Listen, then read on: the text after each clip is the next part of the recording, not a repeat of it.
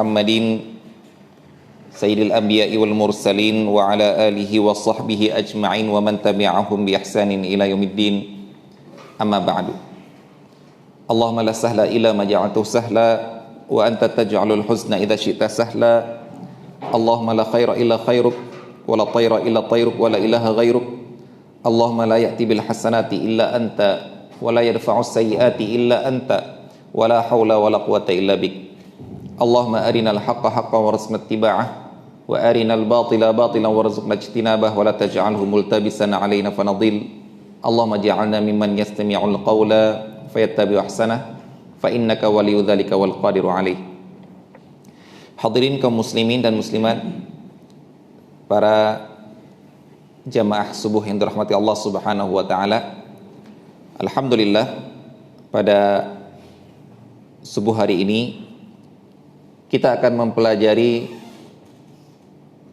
apakah ini akan berurutan kajiannya ataupun ini hanyalah sekali ini, namun sebagaimana dikatakan oleh para ulama, mala yudraku kulluhu la yutraku kulluhu. Yang nggak bisa kita dapatkan semuanya, jangan kita tinggalkan semuanya. Yang nggak mampu kita duduk di pondok pesantren, duduk di sekolah untuk mempelajari sebuah ilmu secara lengkap, jangan kita menolak untuk mempelajari sebagiannya. Jangan-jangan yang sebagian itulah yang penuh berkah pada hidup kita, karena kasus yang terjadi pada diri kita hanyalah bagian kecil dari kasus fikih tersebut. Nah, pada hari ini insya Allah kita akan mempelajari sebuah ilmu yang sangat penting. Kenapa dikatakan sangat penting? Karena ilmu ini pasti akan kita temui dalam hidup kita. Pasti akan kita temui dalam hidup kita. Karena ada beberapa ilmu yang walaupun kita mempelajari secara fikih, akan tetapi belum tentu ditemui oleh orang tersebut, belum tentu diderita oleh orang tersebut. Seperti ini, ataupun malah kita mempelajari sesuatu, kita tidak ingin pernah mengalami untuk mempraktekkan ilmu itu. Contohnya misalnya ilmu tentang talak misalnya. Para ulama mempelajarinya, hukum-hukum yang berkaitan dengannya. Tapi apakah kemudian mereka ingin mempraktekkannya? Ya, jangan sampai keluarga kita mengalami kasus tersebut. Namun ilmunya, kalau ada yang terjadi dan minta fatwa, minta hukum, ya kita sampaikan.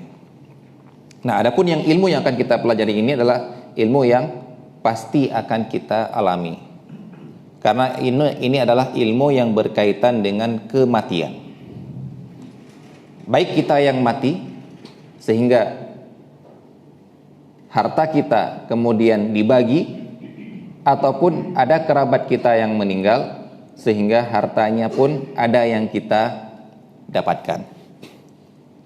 Ilmu apa ini? Ini adalah ilmu waris, ilmu faraid. Ilmu waris ataupun ilmu faraid ini disebutkan oleh para ulama dalam kitab-kitab mereka. Di antara yang menunjukkan juga ilmu ini adalah ilmu yang penting, katakan oleh para ulama, karena pembahasan ilmu ini langsung diperinci oleh Allah Subhanahu wa taala dalam Al-Qur'an. Beda dengan ilmu-ilmu yang lain. Dalam Al-Qur'an tentang salat yang rutin kita lakukan setiap hari, yang tidak ada uzur untuk meninggalkannya selama hayat masih dikandung badan, selama masih ada nafas. Beda dengan puasa, ada uzur, bahkan uzurnya adalah boleh digantikan dalam bentuk yang lain. Ini yang dikatakan dengan rukhsah badal. Ada rukhsah dalam Islam ini, ada rukhsah dikurangi. Salat qasar. Ada rukhsah boleh digabung. Salat jamak. Rukhsah itu keringanan. Ringan, tapi cara ringankannya apa? Yang dulu harus pada waktunya, sekarang boleh digabung. Yang dulu harus sekian, sekarang boleh dikurangi. Di antara rukhsah apa? Harus ganti di waktu yang lain. Boleh ditinggalkan sekarang tapi dengan syarat ganti dalam waktu yang lain. Ada rukhsah dalam bentuk badal. Badal itu ganti. Ganti bukan waktu yang lain, bentuk yang lain. Yaitu contohnya puasa. Orang tua, orang sepuh yang tidak sanggup lagi berpuasa, nunggu dia sampai mampu lagi, tidak akan mampu lagi. Sakit kronis yang secara hitungan medis tidak akan sembuh lagi. Istilahnya di dalam kedokteran dikatakan fase terminal. Yang ini kita tunggu sembuh, tidak mungkin. Berarti ganti. Yang dulunya puasa sekarang fidyah. Untuk sholat tidak ada. Tidak ada ganti yang lain, ganti fidyah, nggak ada. Bahkan dibahas dalam kitab mazhab Syafi'i seperti kitab Minhajut Talibin karya Imam Nawawi, ketika membahas masalah fidyah puasa dikatakan sholat tidak ada model seperti ini. Puasa bisa dipuasakan oleh kerabatnya kalau meninggal punya hutang puasa, ataupun dibayarkan fidyah. Kalau sholat tidak ada disolatkan, bukan disolatkan yang disolati ya, enggak, digantikan disolatkan oleh orang lain, ataupun dibayarkan fidyah, itu tidak ada. Nah, yang sholat yang seperti ini saja dalam Al-Quran, yang dibahas dalam Al-Quran adalah global. Wa aqimus sholata liduluki syamsi ila ghasaqil laili wa qur'anal fajr. Dirikanlah sholat, tegakkanlah sholat. Tidak pernah disebutkan tentang apa bacaan sholat, tentang rakaat sholat, tentang waktu-waktu sholat secara detail. Itu semua dibahas di hadis. Puasa yang rutin dilakukan, kewajibannya adalah rutin dilakukan sebulan sekali sepanjang tahun. Namun dalam Al-Quran cuma dikatakan kutiba alaikumusiyam kama kutiba ala ladzina min qablikum la'allakum tattaqun. Syahrul Ramadan alladzi unzila fil Qur'an hudan lin-nasi wa bayyinatin minal huda wal furqan. Hanya dikatakan puasa di bulan Ramadan. Mulai kapan, apa yang tidak boleh, apa yang harus dilakukan dalam puasa biar sah, itu semua disebutkan di dalam hadis. Begitu juga zakat. Dalam Al-Quran cuma wa'atuz zakah, keluarkanlah zakat. Tapi harta apa saja, berapa, kapan, itu disebutkan di dalam hadis. Jadi perincian dalam Al-Quran global, perinciannya dalam hadis. Namun untuk kasus ilmu waris, katakan oleh para ulama, sedetil-detilnya langsung Allah Subhanahu wa taala sendiri yang memperincinya di dalam Al-Quran.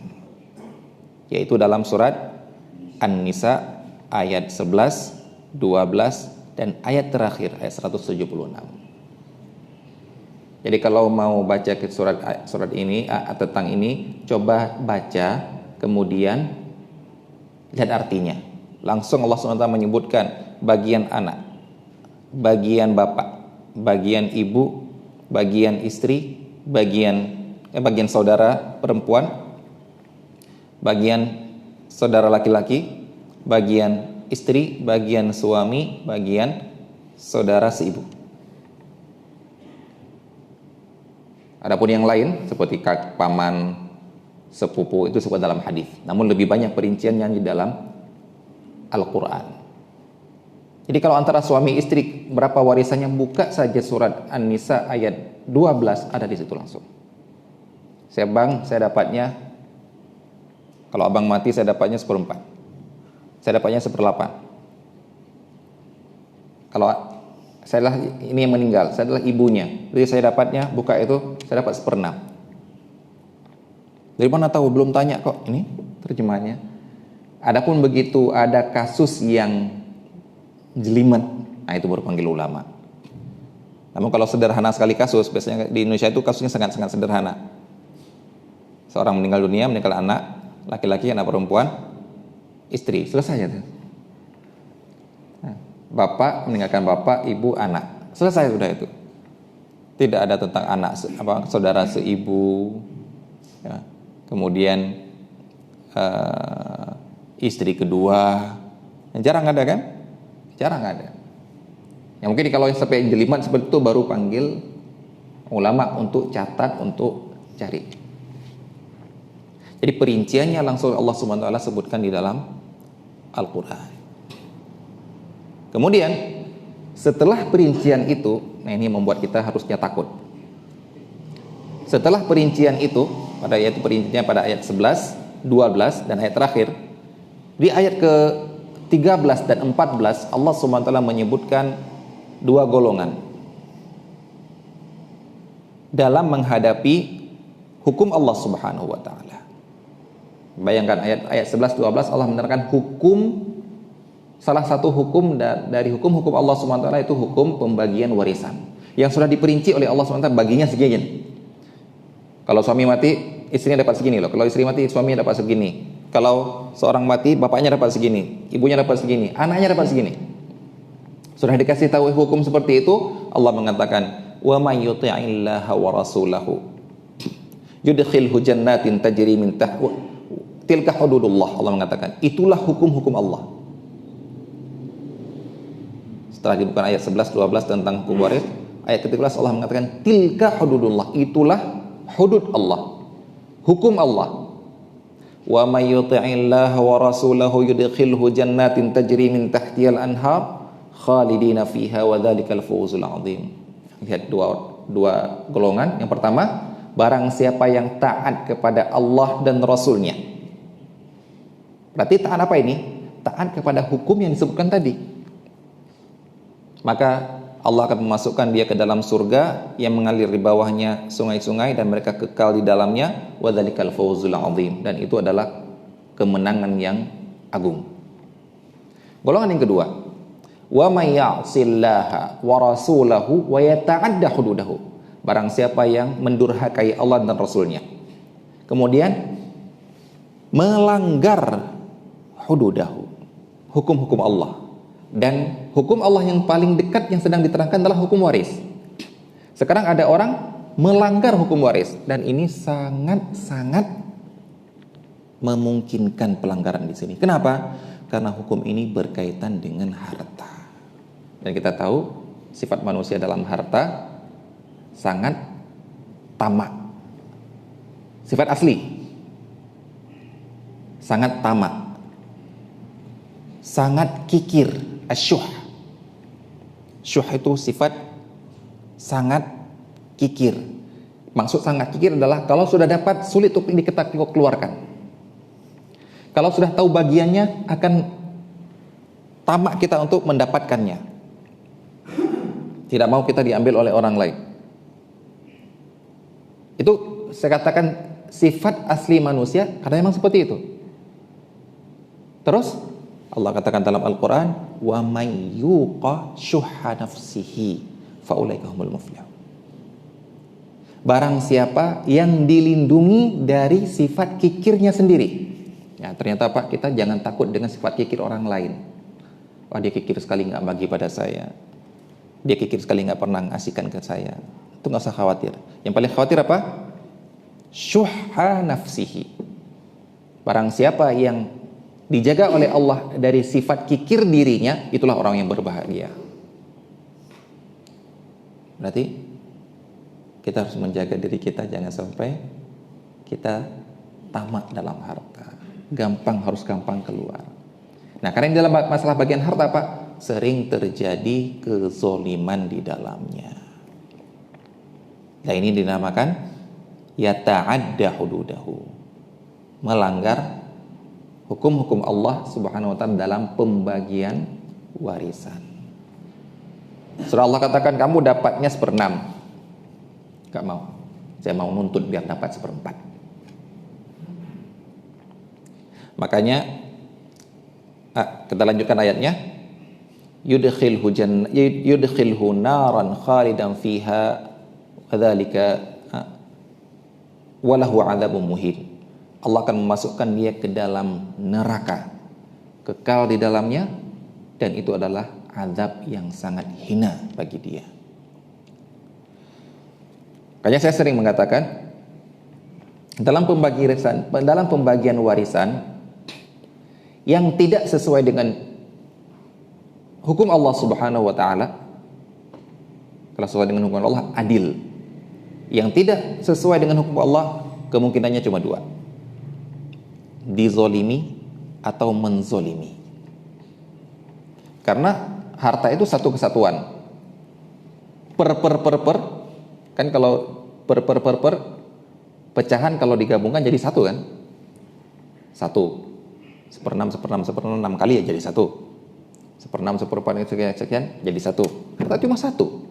Yang ditinggalkan ini loh ditinggalkan. Baik. Ketika dibagi, seharusnya saya dapatnya 1/6 misalnya. Saya tuntut dengan berbagai cara sehingga saya dapat 1/4. Dari mana sisanya itu, Pak? Dari mana sisa 1/6 dari 1/6 menjadi 1/4 itu? Dari mana? Dari orang lain.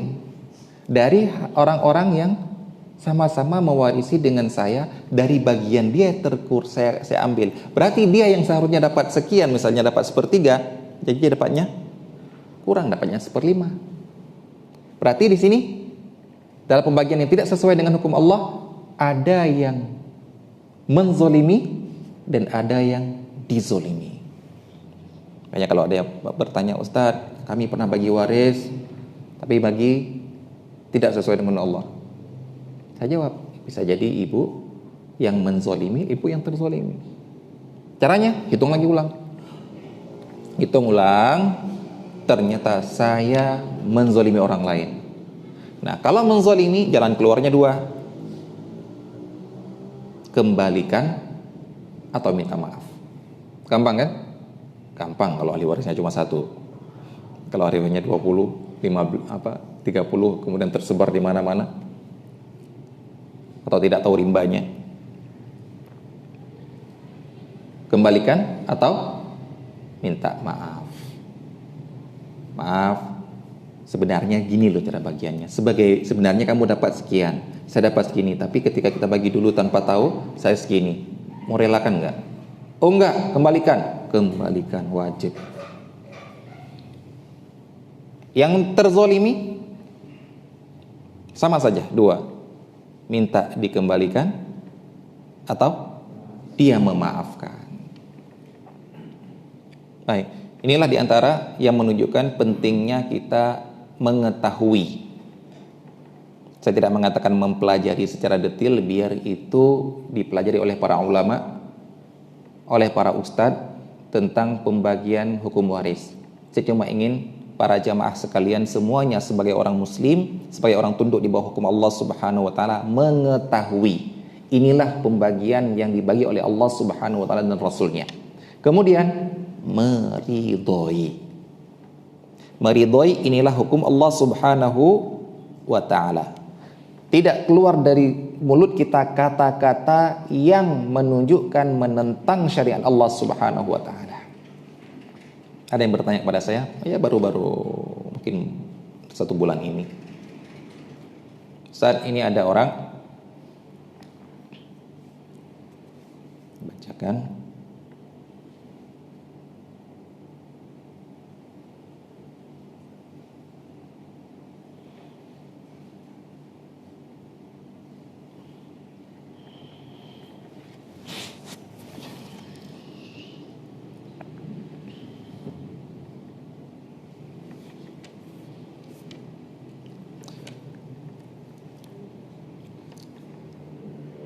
ada orang yang meninggal dunia, ya bapaknya misalnya meninggal dunia, kemudian di antara ahli waris yang seharusnya dapat secara syariat adalah paman.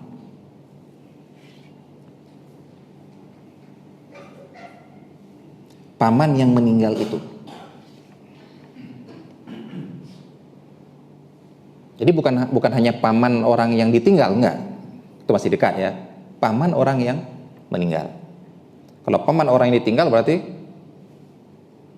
keluarga,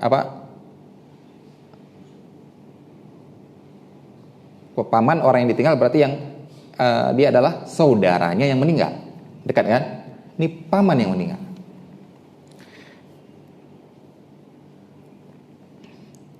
Dikatakan di sini karena kadang ada model paman yang gila harta.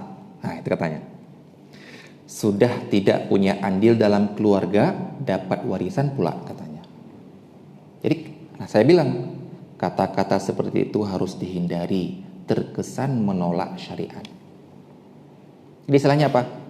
Kok dapat sih dia itu? Gak pernah kunjung ke rumah, 2-3 tahun sekali baru kelihatan. Tapi dalam hitungan dia kok dapat? Gak pernah punya andil dalam keluarga, gak pernah bantu kami. Begitu bapak meninggal, kok dapat dia? Ingat, yang mengatakan dia dapat syariat. Punya andil atau tidak dalam keluarga itu urusan lain. Bisa jadi andil atau tidaknya itu gara-gara kewajiban.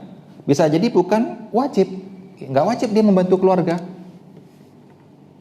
Menafkahi ini nggak wajib. Nah, ini juga perlu kita pelajari sebenarnya. Kapan saya wajib menafkahi adik? Kapan saya wajib menafkahi keponakan? Sehingga kalau saya tidak menafkahi, jangan tuntut saya. Saya nggak wajib. Jadi kalau yang saya beri, ini kebaikan dari saya.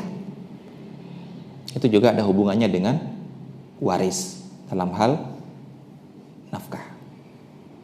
Nah, kenapa muncul kata-kata seperti itu? Karena tidak tahu hukum syariat di dalam waris. Bahwasanya waris itu hanya hubungannya adalah kekerabatan, bukan kebaikan. Oh, dia telah berbuat baik pada saya, berarti dia dapat waris. Enggak, bukan itu. Oh, dia ada hubungannya, ada hubungan darah, kerabat dengan yang meninggal, dia orang yang mendapatkan waris. Itu aja. Mau dia pernah berbuat baik ataupun tidak berbuat baik, gak ada hubungannya. Tapi inilah kita diuji untuk menerima hukum Allah Subhanahu wa taala. Jangan menolak dengan beralasan nggak punya andil dalam keluarga, padahal yang dalam hati kita pinginnya menguasai harta ataupun tamak dengan harta. Jadi kaum muslimin dan muslimat terhormati Allah Subhanahu wa taala, inilah diantara pentingnya, urgennya kita mengetahui hukum-hukum Allah Subhanahu wa taala yang berkaitan dengan waris, sehingga kalau ada ustadz, ada para kiai, para ulama yang membagi hukum waris dalam kasus keluarga kita dengan lega, dengan sukarela mengatakan sami'na wa ata'na. Baik, inilah yang dinamakan dengan hukum waris. Jadi apa itu hukum waris? Hukum yang membahas tentang siapa yang mewarisi dan siapa yang tidak mewarisi dan berapa bagian masing-masing orang yang mewarisi. Jadi ada 3 hal yang dibahas di dalam waris. Siapa yang mewarisi, siapa yang tidak mewarisi. Jangan-jangan dia kerabat, dia orang dekat dengan kita, yang merawat kita ketika kita sakit. Ternyata ketika kita lihat dalam hukum Allah Subhanahu wa taala, dia bukan ahli waris. Ataupun dia ahli waris tapi terhalangi untuk mewarisi gara-gara ada ahli waris yang lain. Kemudian yang ketiga, berapa bagian masing-masing orang bila dia sebagai ahli waris. Nah, ini adalah pembahasan waris. Nah, kemudian mari kita lihat langsung ke dalam pembahasan yang berkaitan dengan waris, yaitu pertama adalah ini kita masuk ke dalam kasus ataupun kasus waris yang kita namakan rukun waris. Rukun, apa itu rukun? Rukun sesuatu itu kalau ada baru dinamakan lengkap. Kalau tidak ada berarti tidak dinamakan. Contohnya rukun salat. Rukun salat, di antara rukun salat adalah membaca Al-Fatihah. Dan membaca Al-Fatihah dinamakan membaca.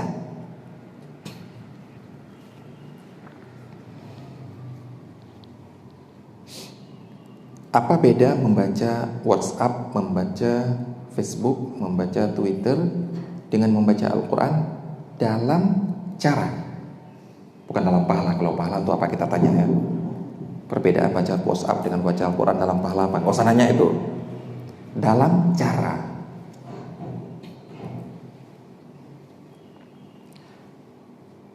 Baca WhatsApp, baca Twitter, baca Facebook, gini udah cukup Pak.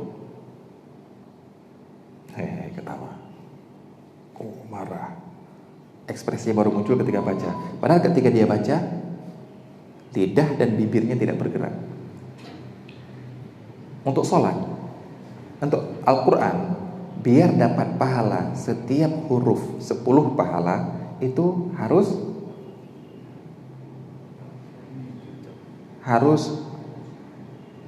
memperjelas makhrajul huruf.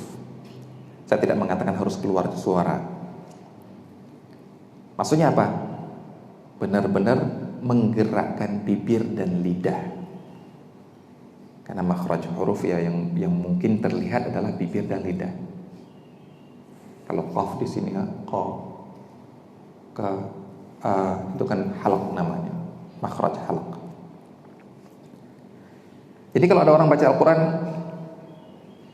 itu bukan baca Al-Quran, itu sedang mentadabburi Al-Quran bisa. Saya ingin memahami isi kandungan Al-Quran, membaca tafsirnya, nggak apa-apa. Jadi kalau ada orang sholat, Allahu Akbar, Allahu Akbar, baca Al-Fatihah nggak? Baca, loh kok nggak gerak bibirnya? Dalam hati kita katakan nggak sah sholatnya. Kenapa berani kita vonis dia nggak sah sholatnya? Karena tidak melengkapi rukun sholat. Apa rukun sholat? Membaca Al-Fatihah, bukan meniati Al-Fatihah. Yang namanya membaca, karena Al-Fatihah itu pasti ada huruf syafawinya di dalam. Baik, begitu juga rukun waris. Kapan kita namakan ini kasus waris? Kalau terpenuhi rukun. Kalau tidak terpenuhi rukun, tidak kita namakan kasus waris. Yang paling pertama, ada yang mati. Dua, siapa yang mati ini? Pewaris, yang mewariskan harta. Yang kedua, ada yang hidup, ahli waris. Tiga, ada harta.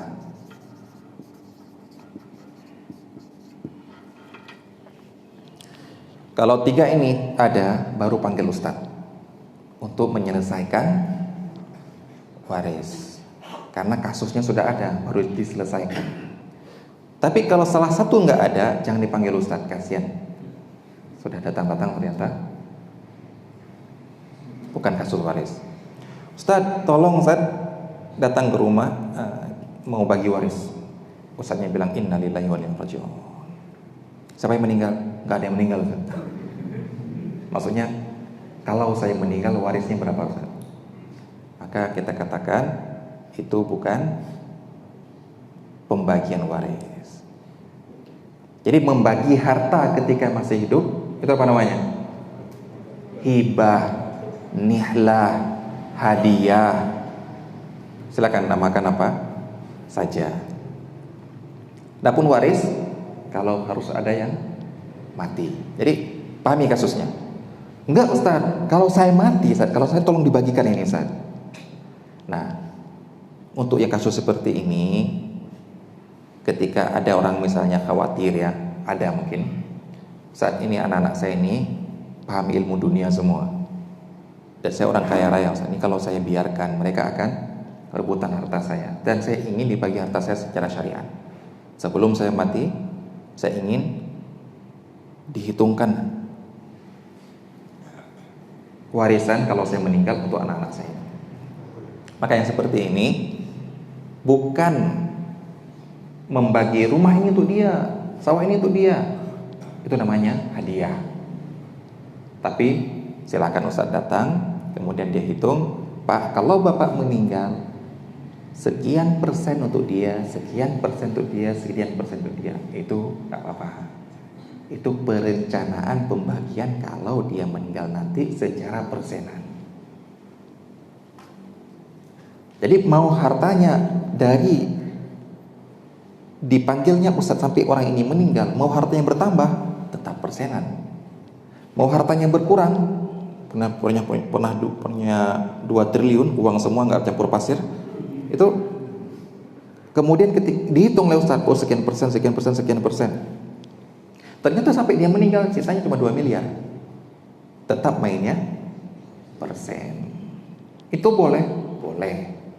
Karena yang benar-benar yang sedang dihitung bagian warisan dari harta. Nah, adapun saya tolong bagikan saya rumah ini dari tanah saya ini berapa waris untuk anak saya. Nah, berapa hektar untuk anak saya. Oh, itu nanti, Pak. Itu bukan waris. Kalau sampai rumah ini untuk dia, nah itu namanya hadiah. Ya.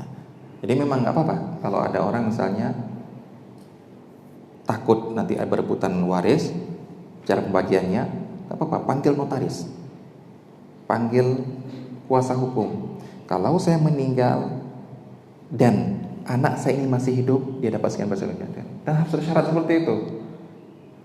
Jangan nanti ternyata yang meninggal dunia pertama anaknya malah, sehingga bagian ini bisa bertambah gara-gara ini meninggal.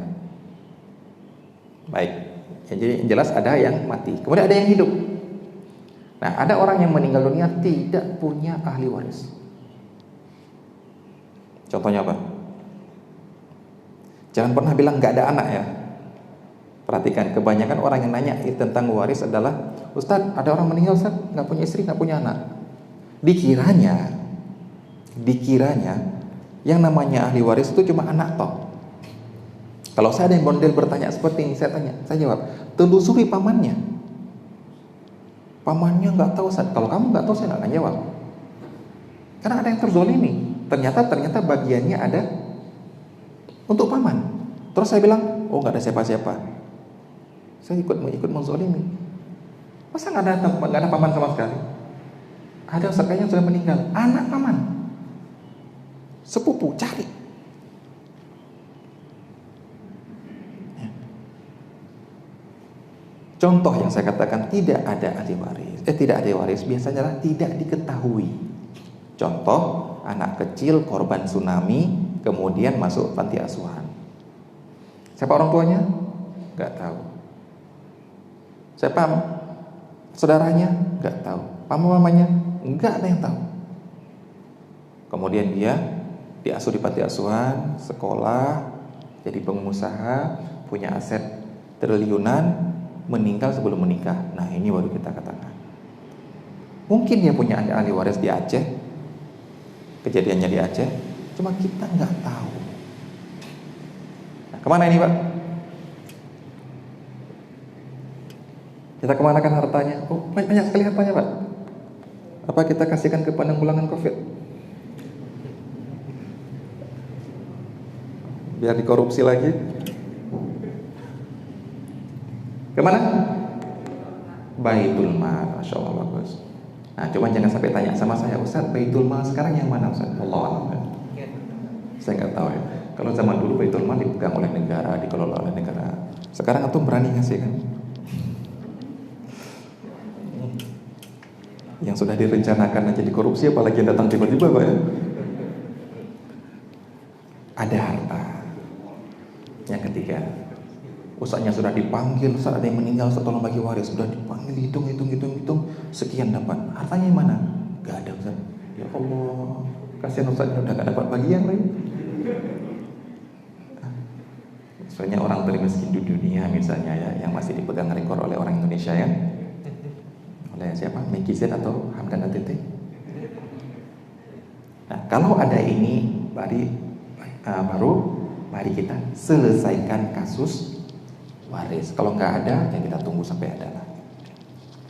Baik, yang berhubungan dengan dua orang ini, dua ini, yang mati dan yang hidup. Maka mari kita lihat ke masalah sebab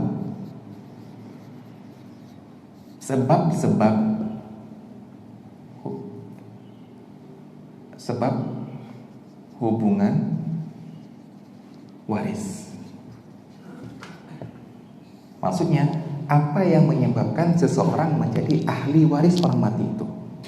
Apa yang menyebabkan seseorang bisa menjadi ahli waris dari orang yang mati itu?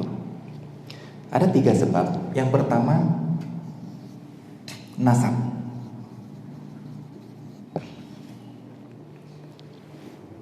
Nasab itu hubungan darah ya. Nasab itu 3 arah. Atas. Siapa atas? Bapak, ibu, kakek, nenek, buyut, terus ke atas. Bawah, anak, cucu, cicit, terus ke bawah. Sampai saudara, keponakan. Berhenti, enggak. Paman, keponakan, paman, sepupu, anak sepupu, terus. Ini saya ingin mengatakan ini, hati-hati dalam bertanya waris, menyembunyikan ada ahli waris yang lain. Kalau Ustaz cuma segini aja Ustaz, padahal dia punya paman, punya sepupu, yang dari hitung-hitungan ini pamannya dapat. Tapi yang kayak tadi menganggap gak punya andil dalam keluarga, tidak disebutkan. Ustadznya menyampaikan apa adanya dengan kasus. Kalau saya biasanya saya tanya lagi, bener ini? Paman gak ada? Sepupu gak ada sama sekali? Enggak ada Ustaz. Oke, saya selesaikan. Tapi kalau bilang gak tahu Ustaz, belum kami cari dulu. Saya tidak mau termasuk menjadi orang yang berfatwa untuk melegalkan kezaliman kamu. Nasab. Yang kedua, pernikahan.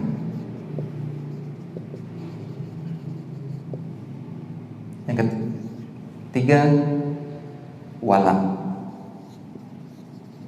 Walak ini pembebasan budak. Dan akan kita lihat nanti, walaupun ini tidak dibahas lagi ya di zaman sekarang, insya Allah akan dibahas lagi nanti, karena tidak akan pernah hilang perbudakan di atas muka bumi ini selama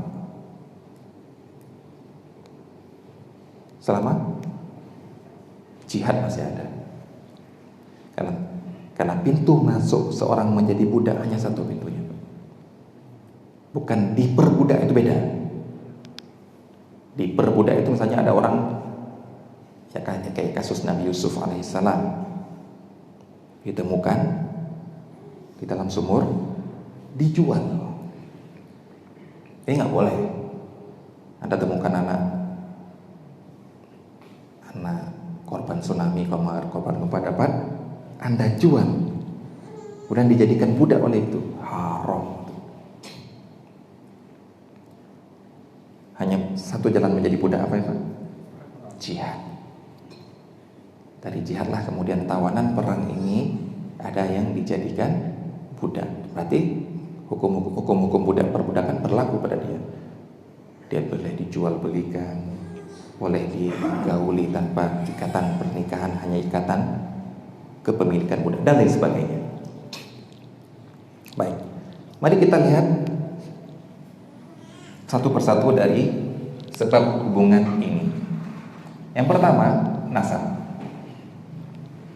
Hubungan nasab tadi yang kita katakan, ada yang ke atas, samping, yang bawah, samping ya. Sudah kita sebutkan tadi apa yang dimaksudkan atas, bawah, dan samping. Dia adalah ada hubungan waris dengan orang yang mati. Kemudian yang kedua,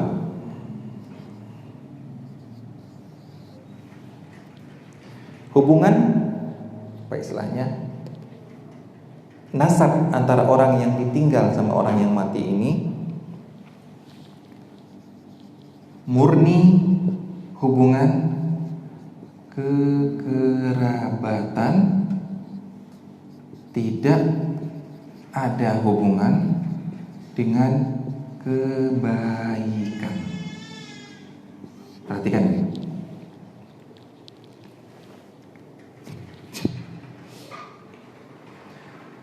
seperti kasus yang tadi, dia nggak pernah bantu kita dulu susah, dia nggak pernah nyekolahkan kita, dia gini kita. Kok tiba-tiba ketika bapak meninggal dia dapat sih? Dia nggak pernah berbuat baik kepada keluarga kita, kok dia dapat sih? Maka ingat, murni hubungan kekerabatan, bukan hubungan kebaikan. Begitu juga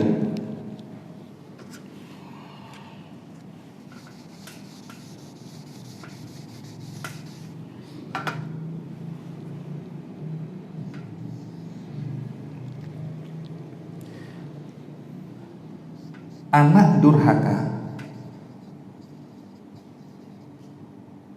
tetap ahli waris.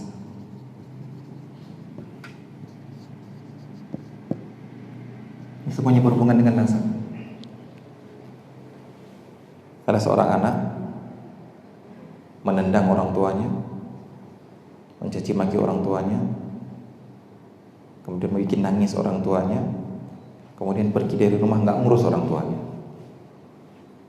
Begitu orang tua meninggal, dia duluan yang datang minta warisan. Kira-kira apa kata tetangga, Pak? Kira-kira apa kata tetangga? Nah, kalau tetangga mencela dia gara-gara durhakanya, oke, nggak apa-apa, pantas dicela gara-gara durhaka. Tapi kalau dicela gara-gara datang-datang ngambil warisan, nggak boleh, Pak. Itu hak dia. Seperti kalau ada orang membeli sesuatu, saya boleh membeli, boleh. Jangan dicela saya membeli. Jangan dicela saya ngambil hadiah. Jangan dicela saya mendapatkan bantuan kalau memang saya berhak. Jadi kalau Anda cela dalam hal durhaka silakan, tapi sebagai ahli waris jangan, karena itu adalah hak saya. Mungkin dia tahu, dia ngaji, dia pernah belajar ilmu waris. Saya kalau ibu meninggal saya dapat 1/4, walaupun dia durhaka kepada ibunya. Jadi disinilah bapak-bapak dan ibu-ibu terhormati Allah Subhanahu wa ta'ala, meninggalkan harta untuk anak resikonya ini. Tapi meninggalkan ilmu agama untuk anak, dapatnya apa? Manfaat kita dikubur. Ini sudah cukup capek kita kumpulkan harta, didapat oleh anak durhaka yang gak pernah mendoakan sedikit pun untuk kita. Jadi rugi apa kita ini, Pak? Rugi berkali-kali lipat. Udah harta, misalnya kan rugi harta. Kalau gitu kan mending saya nikmati harta saya sebelum saya meninggal kan. Mending saya nikmatilah, saya melancong main-main lagi tuh, ya habis juga hartanya. Ini sudah ke anaknya habis juga, gak pernah dapat jasanya. Jadi jangan terlalu mikirkan gimana nanti kalau anak saya meninggal ya. Jangan.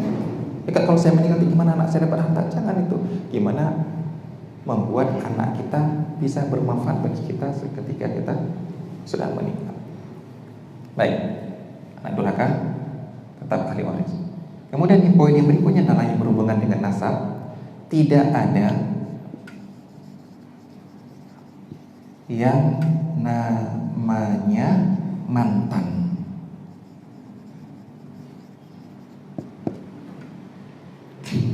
Dalam nasab jangan pernah kita bilang mantan.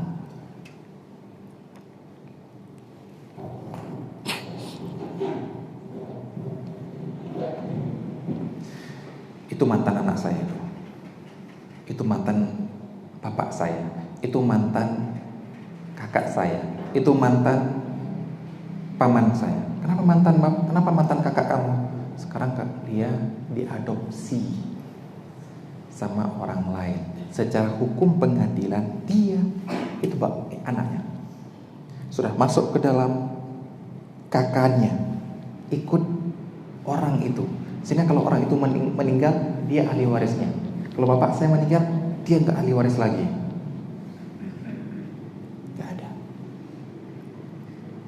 Jadi dalam hubungan nasab tidak ada yang namanya mantan nasab Dan juga tidak ada yang namanya mengalihkan nasab. Mengalihkan apa saja? Mentransfer nasab menjadi nasab orang lain. Rasulullah SAW bersabda dalam masalah ini saja, dalam masalah ini nanti wala al-wala'u luhmatun ka luhmatin nasab. Ikatan wala itu sangat erat seperti ikatan nasab. Saya punya budak si A, kemudian saya bebaskan budak itu. Sekarang saya punya hubungan wala dengan dia. Saya mantan tuan kamu, berarti saya punya hubungan wala dengan dia. Apa maksud wala? Kalau dia meninggal dan tidak punya ahli waris berupa asobah, saya menjadi asobahnya. Itu namanya hubungan wala. Nah, ini kata Rasulullah SAW, ikatan wala ini sangat erat seperti eratnya ikatan nasab. Konsekuensinya apa? Rasulullah melanjutkan, la yuba'u wa la yuhab. Tidak bisa diperjualbelikan, tidak bisa dihadiahkan. Maksudnya apa? Misalnya saya punya budak, kemudian saya bebaskan budak itu. Setelah saya bebaskan, dia belum menikah, berarti belum punya anak. Kerabat-kerabat dia sudah nggak tahu. Mungkin saya nggak dari kecil misalnya, seperti kasus tadi. Kemudian dia menjadi pengusaha, punya harta triliunan. Kemudian, nih, kalau dia meninggal, semuanya harta milik saya, Pak. Kalau dia meninggal, semua harta milik saya. Karena saya ahli warisnya berupa asobah. Nah, terkadang ada orang yang tidak mau nunggu dia meninggal, tapi mau dapat cash di depan. Seperti orang yang punya bank garansi, tahu kan? Bank garansi yang hanya bisa dicairkan 6 bulan. Dia mau cairkan sekarang. Akhirnya terjadi riba di situ. Saya tahu kan, mau nggak saya jual hak wala saya ke kamu? Wala apa? Ini bekas mantan, ini bekas budak saya. Saya punya hak wala dengan dia. Kalau dia mati, ini pengusaha, hartanya milik triliunan. Kalau dia mati, saya ahli warisnya. Mau nggak beli hak waris saya dari dia? Oh mau, berapa? 3 miliar aja. Lalu bikin perjanjian di pengadilan, tak bahwasanya sekarang kamu yang jadi walaknya dia. Kata Rasulullah, enggak boleh, enggak berlaku, enggak sah. Mau saya jual, mau saya hadiahkan, tetap walaknya kepada saya. Gitu juga ini nasab. Kalau dia bilang, Ustaz, tapi sudah diputuskan oleh pengadilan.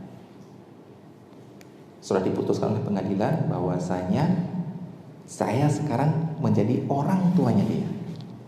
Ada orang tuanya, kemudian misalnya adopsi anak, kemudian bikin jumpa pers karena dia adalah public figure dengan mengatakan, alhamdulillah sekarang dengan diputusnya pengadilan, sekarang resmi dia jadi anak saya.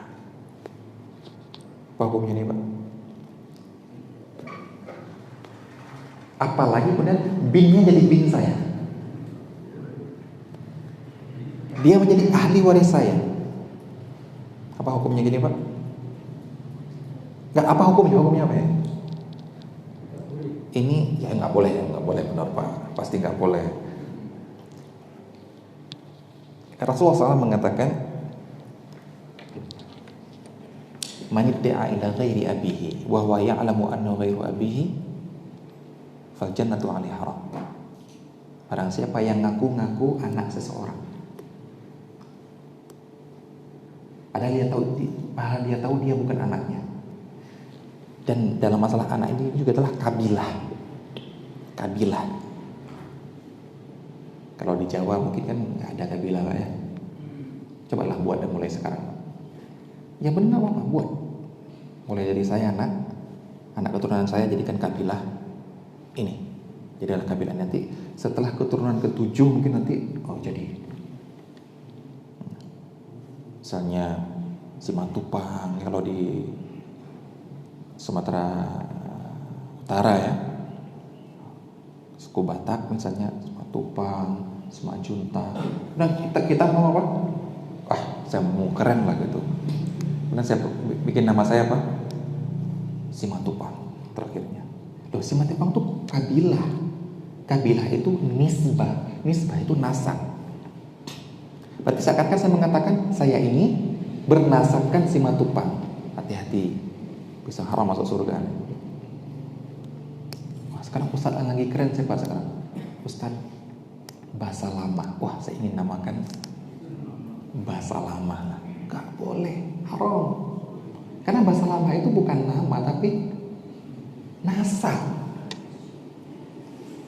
Kalau Syafiq nggak apa-apa suruh namakan anaknya nggak apa-apa. Tapi yang bahasa lama itu hati-hati, ini bukan nama ini nasab seseorang, hati-hati. Ya. Nah, kalau dia bilang mengatakan sudah diputuskan oleh pengadilan, Ustaz, jawabannya adalah kaidah. Nah, ini juga pentingnya Pak ya.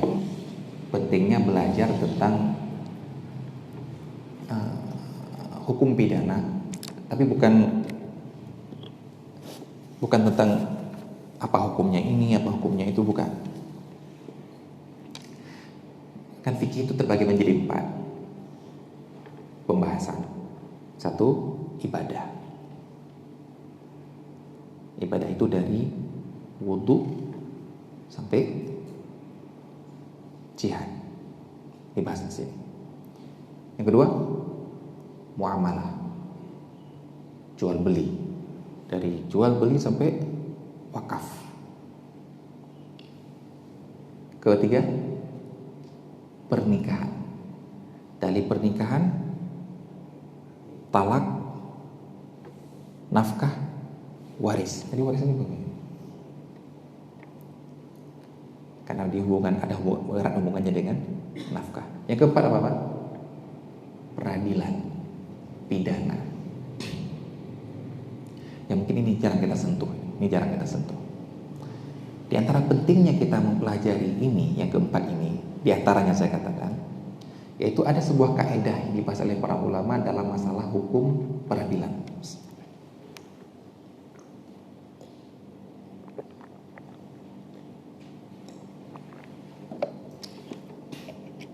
Apa itu Pak? Hukmul hakim la yuhallilu haraman wa la yuharrimu halalan. Hakim itu tidak keputusan hakim tidak bisa mengubah hukum asli dari hukum Allah Subhanahu wa taala, yaitu tidak bisa menghalalkan yang haram, tidak bisa mengharamkan yang halal. Apa contohnya? Contohnya terjadi perebutan sebuah sebidang tanah sengketa antara saya dengan si A, dan tanah ini benar-benar milik saya. Si A tahu ini milik saya, cuma gara-gara tanah ini sudah tumbuh pohon sawit yang siap panen, yang jumlahnya puluhan hektar, dan saya cuma dapat dari warisan ayah bapak saya tanpa ada sertifikat. Ternyata dia mampu membuat sertifikat, mampu mendatangkan saksi, kemudian dia ajukan ke pengadilan, ternyata dia yang menang. Sekarang pengadilan memutuskan secara resmi ikrah tanah itu milik si A. Tok. Pertanyaannya, tanah itu secara hukum qadaan, keputusan pengadilan, jadi milik dia. Tapi secara syariat benar milik dia Pak? Tidak, bukan milik dia. Dan dia haram mengambilnya. Dan ini sudah diisyaratkan oleh Rasulullah SAW. Rasulullah SAW mengatakan, aku hanyalah innama ana basyarun, aku hanyalah manusia biasa. Maksudnya apa? Lanjutan hadisnya, wa innama aqdi ala nahwi ma asma. Aku hanya memutuskan perkara hukum yang peradilan yang diajukan kepadaku sesuai dengan apa yang aku dengar. A dan B sengketa tanah. Apa yang diucapkan oleh si A, apa oleh si B, dari situlah saya memutuskan. Kamu punya bukti? Punya. Kamu punya bukti? Enggak, berarti punya kamu. Dan itu pernah terjadi zaman Rasulullah. Kejadian persis seperti ini. Ya Rasulullah, ini ke tanah saya, Rasulullah, saya dapat dari bapak saya. Kok dia ngaku-ngaku? Punya bukti enggak? Enggak punya ya Rasulullah. Kalau gitu kita datangkan bukti dari dia. Setelah ada bukti, ternyata tidak ada bukti, jadi milik dia. Kenapa? Karena Rasulullah SAW untuk memutuskan perkara peradilan tidak menunggu wahyu. Wahyu itu kalau kasusnya adalah tentang ibadah, syariat. Ini sedang peradilan. Karena kalau nanti Rasulullah nunggu wahyu, berarti tidak akan pernah ada penerus Rasulullah SAW sebagai hakim. Padahal setelah Rasulullah SAW meninggal, para sahabat jadi hakim. Sekarang pun ada hakim. Karena hakim tidak perlu menunggu wahyu dalam memutuskan. Tapi apa yang didengar? Kamu punya bukti? Punya. Kamu punya bukti? Tidak. Tapi punya kamu. Maka Rasulullah SAW mengingatkan. Sudah tahu seperti ini, Rasulullah mengingatkan. Barang siapa yang aku putuskan sebuah harta untuk dia, padahal harta itu bukan punya dia. Kayak tadi, kisah tadi. Kata Rasulullah apa? Ini bayangkan, yang memutuskan siapa? Rasulullah. Bukan hakim biasa. Rasulullah memutuskan. Saya putuskan tanah ini punya kamu, wahai fulan. Dan kamu tahu ini bukan harta kamu. Kamu tahu ini harta yang kamu dapat kezaliman secara peradilan. Fala ya'khudhu, maka jangan diambil. Kenapa? Fa innama aqta'u lahu qit'atan minan nar. Karena sesungguhnya yang saya sedang putuskan untuk dia bukan harta, tapi api neraka.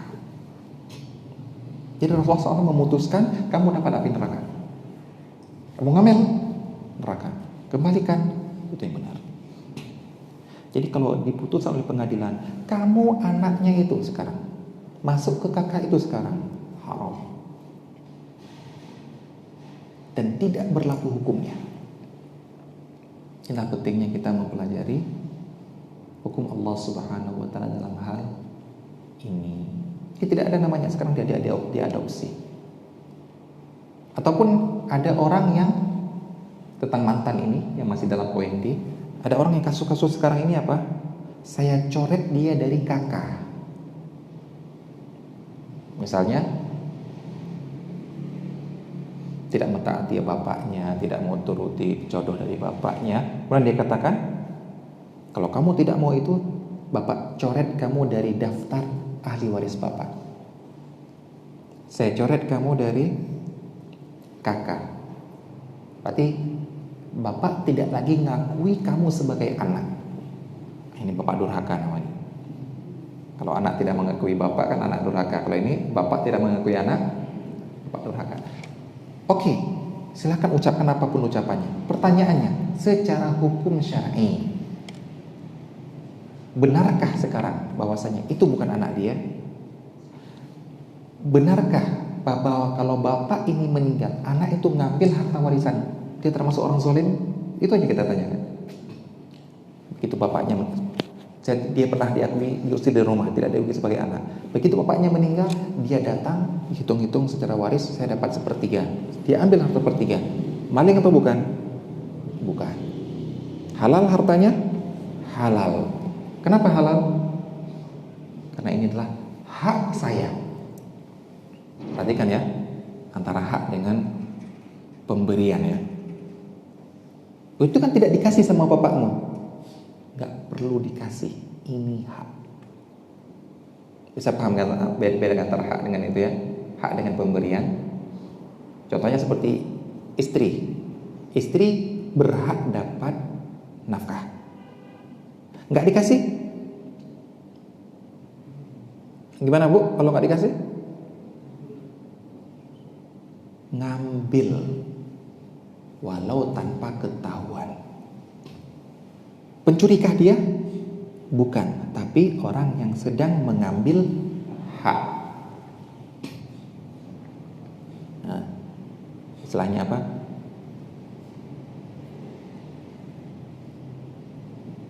Sesuatu yang tidak butuh ridho, gak butuh izin. Oh itu masalah lain. Bukan dalam hal ini. Ini masalah haid itu adalah masalah izin ataupun ridho. Baik, jadi tidak ada yang namanya mantan dalam masalah nasab. Di hubungannya benar-benar hubungan darah. Yang E,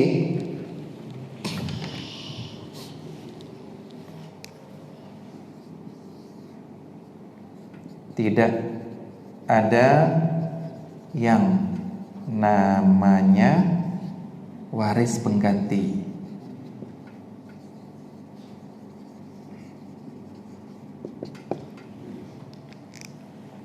Apa itu waris pengganti, Pak? Mari saya contohkan kasus yang mungkin banyak yang mengira seperti itu karena bermain perasaan. Sepasang suami istri punya anak 3. Anak yang pertama sudah menikah,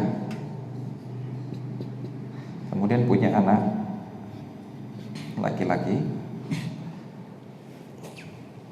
Kemudian si anak pertama ini meninggal duluan. Dia mati tahun 2020. Meninggal duluan. Baru kemudian si bapak ini meninggal, mati tahun 2021. Pertanyaan, ketika si anak pertama ini mati tahun 2020 ini, siapa ahli waris dia?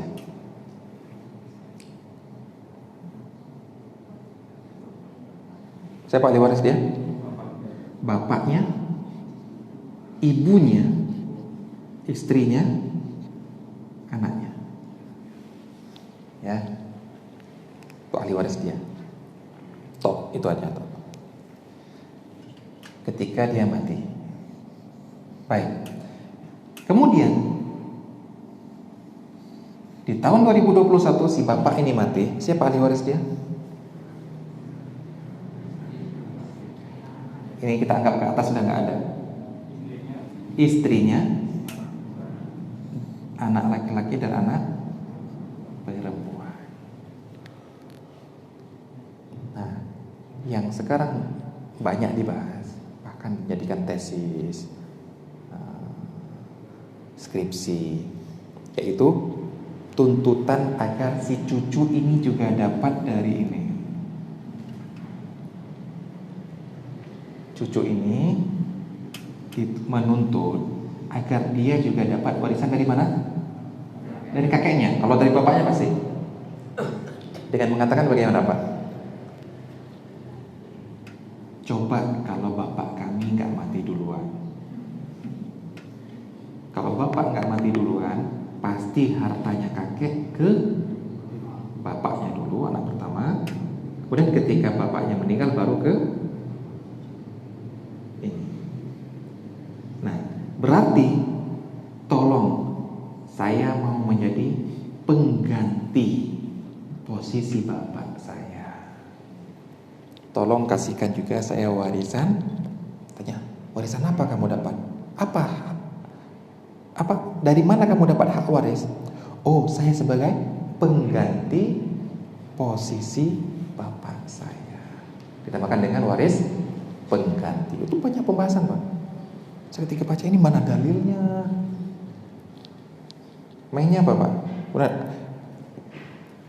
Ketika saya menyampaikan ini di Surabaya dikatakan, Ustadz, dosen saya mengatakan itu mawali, Ustadz. Dalam Al-Quran dikatakan walikulli mawaritha mimma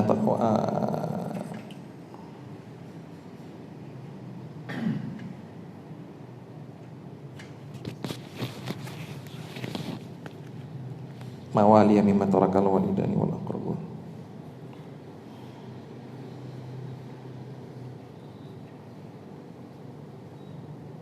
Walikullin ja'alna mawaliya mimma tarakal walidani wal aqrabun.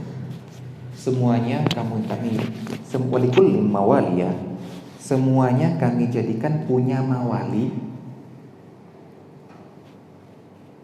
dari warisan yang ditinggalkan oleh orang tua ataupun oleh kerabat. Baik, kata-kata dalam Al-Quran mawali. Kemudian dikatakan, oh ini mawali Ustaz, kita wariskannya secara mawali. Apa itu? Apa arti mawali? Yang saya tahu arti mawali itu asobah. Para ulama mengartikan mawali itu asobah. Setiap yang meninggal, setiap yang meninggal, dia akan diwarisi hartanya oleh mawalinya dia. Mawali dia siapa? Asobah dia. Asobah sudah dibahas oleh para ulama. Siapa asobah? Ya anak, ya cucu. Ada urutan-urutannya. Dan sekarang kamu mau menjadikan dia mawali dari sisi apa? Dia kan asobah Ustaz. Enggak, asobah sudah diasobah oleh ini. Dia sudah terhalangi oleh ini dalam urutan waris. Jadi pertanyaannya, apa dalil kamu menjadikan bisa mewariskan dia? Oh, sebagai pengganti ini Ustaz. Tidak. Karena kemudian seandainya semua orang yang mati duluan ada yang menggantikan, maka tidak ada hukum waris. Kenapa? Kenapa? Anak kedua dan ketiga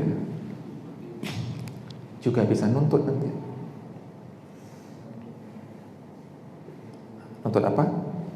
Kalau bapak mereka meninggal duluan, kemudian meninggal ini, anak pertama nuntut dia, anak kedua. Oh, kami gantikan posisi bapak dong. Dapat juga harta dari kamu. Ya kan? Jadi nggak akan selesai waris. Semuanya minta ganti-ganti. Oh, giliran dapat harta minta menggantikan posisi orang mati ya. Kenapa nggak gantikan mati aja, kamu mati aja gitu ya? Giliran dapat harta mau minta posisi. Ada. Ini sampai dibahas secara akademisi Pak. Waris yang ternyata ya mainnya perasaan sebenarnya. Gimana kasihan anak yatim. Maka kita bilang, sudah ada jalan keluar diberikan oleh Islam. Kamu jangan bongkar-bongkar hukum yang ada. Kita terkadang disuruh jalan ini, kasih jalan keluar, sukanya nih jebol tembok kita biasanya gitu. Apa jalan keluarnya? Apa jalan keluarnya kira-kira? Gimana cara biar dia dapat kira-kira? Gimana? Yang pelihara itu pasti lah Pak, insyaallah. Pasti ada yang melihara itu pasti. Bukan itu. Wasiat. Kamu udah mau dapat dia. Kamu mau dia dapat harta. Bilang ke ini. Pak, bilang ini, Pak kasihan. Ini ataupun dia kasihan. Ini kalau secara urutan waris dia nggak dapat. Sudah terhalangi dengan generasi di atasnya. Udah, saya wasiatkan mobil untuk dia. Saya wasiatkan petak tanah itu tuh ini. Selesai kan? Ada jalan keluar kan? Ada jalan keluar. Kalau ternyata tidak diwasiatkan Ustaz, kalian kasihkan. Hibah. Ada jalan lain kan? Ada. Tapi hukum waris dengan yang bongkar-bongkar. Bahkan dengan cara membuat tulisan seakan-akan membuat hukum baru. Dan mengatakan, oh ini menggantikan posisi bapaknya. Ya. Itu tidak ada model seperti itu. Baik. InsyaAllah ini yang dapat kita sampaikan tentang sebab hubungan waris, nasab, dan perincian apa yang ada di dalam masalah nasab. Baik, nanti akan kita lihat ketika siapa saja dari nasab ini yang mewarisi atau yang tidak mewarisi, itu akan kita lihat di dalam siapa-siapa saja ahli waris, sehingga kita bisa mengetahui, oh si fulan meninggal, hitung-hitung, wah saya bukan ahli warisnya. Jadi ketika lagi bagi-bagi harta nggak usah datang lah, gitu. Kayak ngemis saja namanya kan, bukan ahli warisnya. Oh si ahli warisnya datang, mana bagian saya? Oh kamu jangan minta-minta, saya bukan minta, itu punya saya. Cuma masih ada di rekeningnya itu, saya mau mencairkan saja. Nah, ingat orang ahli waris yang ingin dapat bagiannya bukan pengemis. Jangan menganggap berjasa ngasih kepada dia. Memang itu punya dia. Bahkan kalau kita sembunyikan, kita halangi, kitalah yang berbuat soleh. Kalau kita nggak ngasih ke pengemis, bukan soleh. Tapi kalau kita nggak memberikan haknya pengemis, bansos misalnya ya, bansos itu sudah disalurkan, ini haknya dia, tapi nggak dikasihkan, nah itu baru soleh. Baik, insya Allah kalau memang ada kesempatan yang lain kita akan bahas masalah ikatan yang kedua dalam hubungan waris, yaitu ikatan pernikahan. Sallallahu ala nabiyina Muhammad wa ala alihi wasallam. Assalamualaikum warahmatullahi wabarakatuh. Gimana? Oh, mungkin ada pertanyaan secara langsung ya. Tentang poin yang C, anak durhaka tetap ahli waris. Tetap sebagai ahli waris ya. Bagaimana dengan anak yang murtad? Oh iya.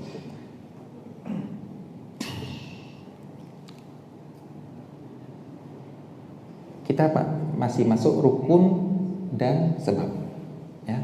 Rukun waris, sebab waris, rukun waris, sebab waris. Nanti ada syarat waris, ada penghalang waris. Di antara penghalang waris adalah beda agama. Bukan hanya murtad ya, tapi masuk beda agama, dari keluarga kafir kemudian dia masuk Islam. Bapaknya masih kafir meninggal, kan nggak ada yang murtad ini kan, malah masuk Islam. Bapaknya masih kafir meninggal, maka dia tidak dapat warisan. Dikasih, alhamdulillah, tapi dikasih secara pemberian, tapi warisan tidak dapat.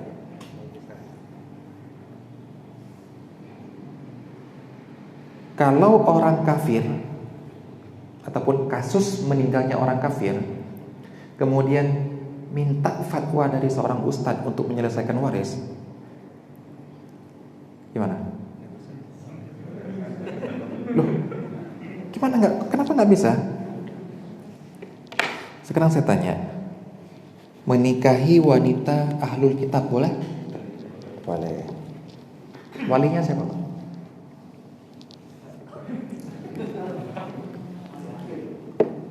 Hah?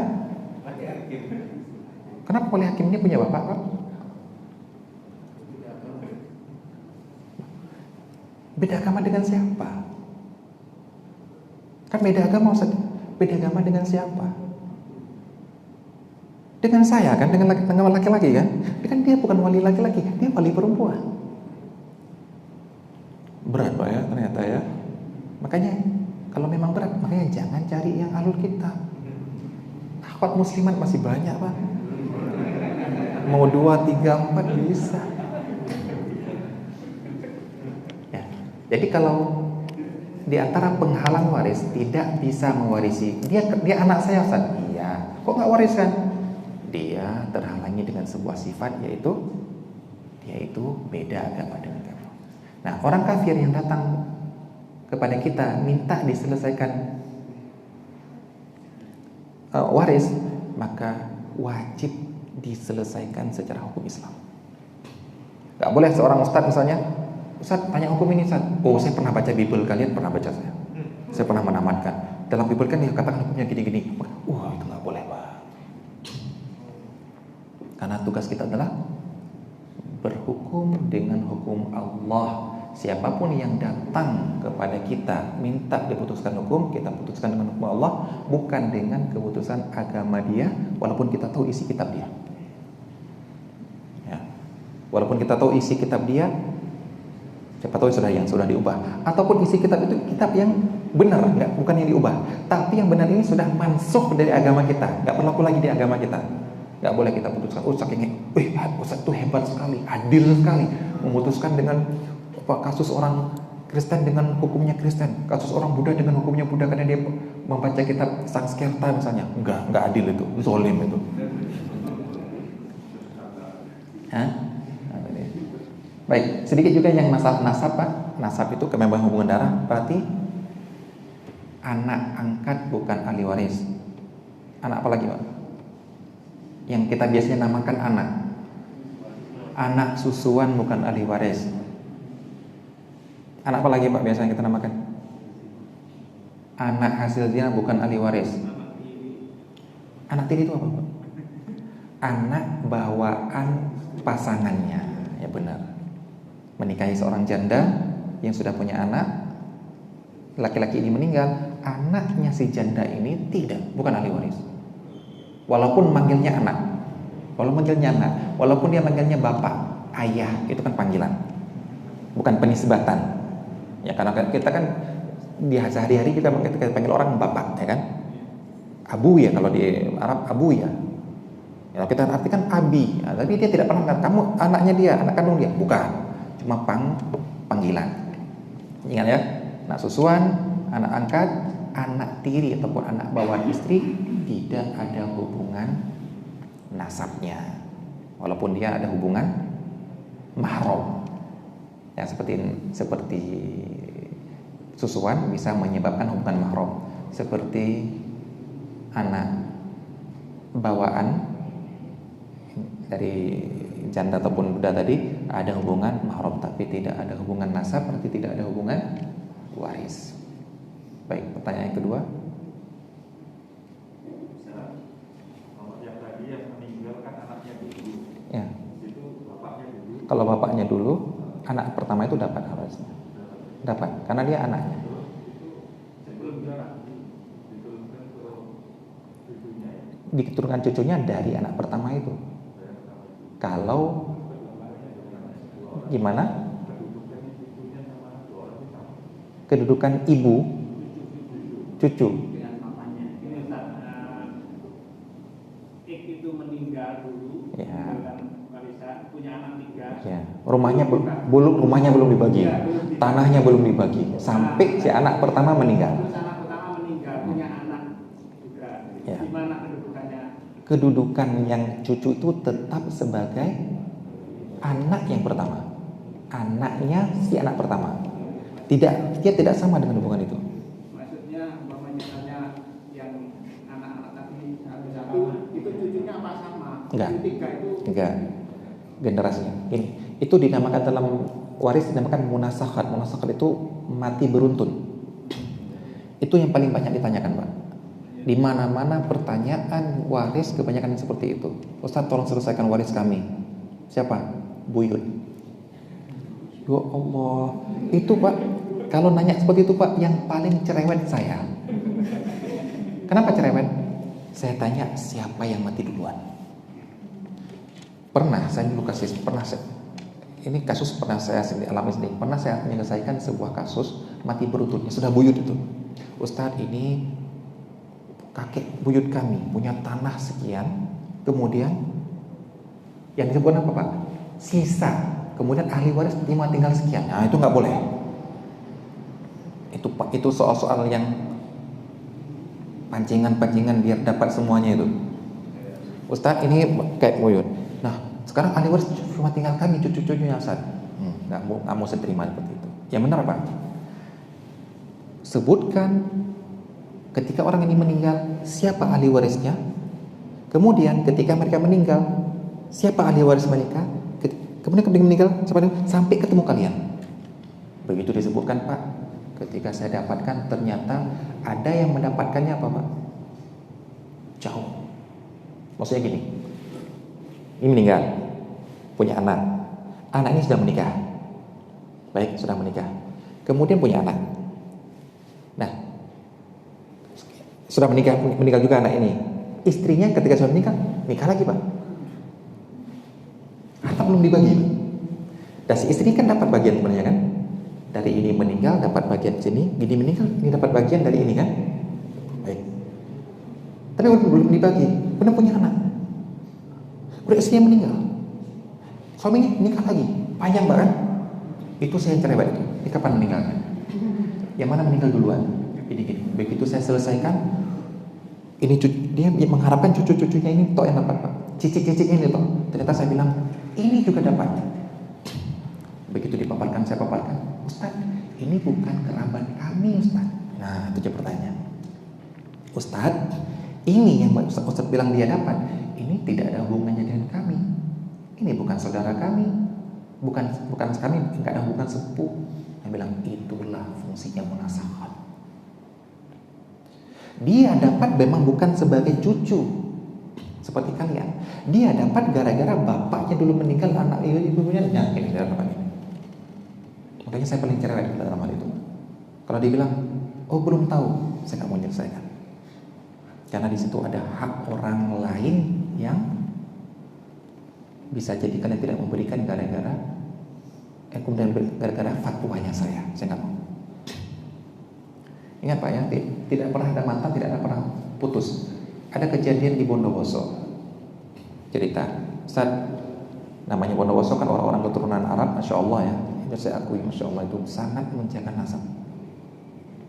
Makanya dari sekarang saya katakan kita keturunan Jawa ataupun keturunan Aceh ini Pak, jaga nasab. Kalau sudah terputus dari atas, semoga dari saya terjaga semuanya. Wasiatkan pada anaknya, anak ini. Kamu generasi keberapa. Tiba-tiba dia mendapatkan seorang ini dapatkan surat. Zaman dulu, surat tanpa rekening, di dalam surat itu ada uang. Cuma puluhan ribu atau ratusan ribu lupa saya. Enggak sampai sejuta lah. Ketika dibaca, ini warisan kamu, bagian kamu yang meninggal yang ini. Ada petanya Pak. Peta nasab, you are here gitu kan. Kamu di sini. Yang mana dia sendiri gak nyangka dia dapat, tapi dia tahu ini kerabatnya dia. Pertanyaannya Pak, orang yang tahu misalnya, dia kan yang nggak tahu. Orang yang tahu seharusnya dia dapat, tapi karena jauh, nggak pernah ketemu, nggak pernah ini, nggak usah dikasih. Zalim nggak Pak? Zalim. Kan seperti bansos itu kan. Wah karena jauh nggak bisa disalurkan, akhirnya uangnya kita pakai aja. Ya itu zalim itu namanya Pak. Itu memang hak dia. Baik Pak. Jadi jangan dia dapat dari, kalau ini meninggal duluan, kemudian ini belum dibagi, kemudian ini dia dapat, tapi sebagai ahli waris dari bapaknya. Bukan kita posisikan dia dengan pamannya. Bukan posisi, dia kan statusnya cucu generasi kedua. Jangan kita posisikan dia dengan generasi pertama. Tapi dia dapat sebagai generasi kedua dari generasi pertama. Jadi bagiannya kecil sekali. Kesini dulu, belum dibagi, berarti bagian dia yang kesini. Jangan dinaikkan sehingga bagiannya sama. Enggak. Itulah penting ya.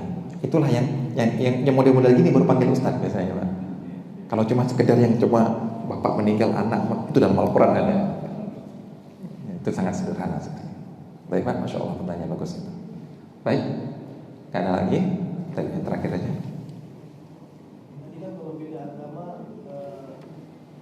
tidak bisa dapat warisan. Tidak bisa dapat warisan. Kalau misalnya orang tua yang pewaris beda agama dan beda adat, misalnya Sama saja. kalau dia memberikan Memberikan selesai. Hibahnya orang kafir boleh. Jual beli sama orang kafir aja boleh kok. Ya. Kenapa takut atau nggak dapat?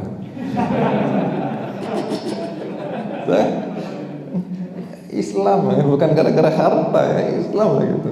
Dapat alhamdulillah, nggak dapat juga nggak apa-apa gitu. Ya. Jadi maksudnya beda agama itu pokoknya antara yang mati saya yang meninggal beda agama sudah nggak dapat. Ya. Gitu juga Yahudi dan Nasrani beda agama. Ya. Jadi bukan hanya siapa yang Islam, siapa yang Kristen kan. Nah, jadi kalau memang yang datang pada kita orang yang meninggal orang Kristen, anak-anaknya juga Kristen, minta dibagi waris, kita bagi karena sama agamanya. Nah, tapi ketika kita bagi satu orang, Ustaz ini sudah masuk Islam sebelumnya Ustaz, kamu nggak dapat ya? Loh Ustaz yang bagi malah orang Islam nggak dapat Ustaz. Bukan. Saya sedang membagi hartanya orang Kristen, maka ada yang dapat kerabatnya orang Kristen. Kamu yang Islam malah nggak dapat gitu kan? Jangan nggak ada misalnya gara-gara saya yang bagi orang Ustaz, orang Islam dapat. Bilang ini nggak dapat ini. Nggak apa-apa Ustaz, kita kasih aja. Oh ya urusan kasih yang kalian. Saya urusan bagi waris. Baik. Kita cukupkan di sini insyaallah. Sallallahu alaihi wa sallam. Assalamualaikum warahmatullahi wabarakatuh.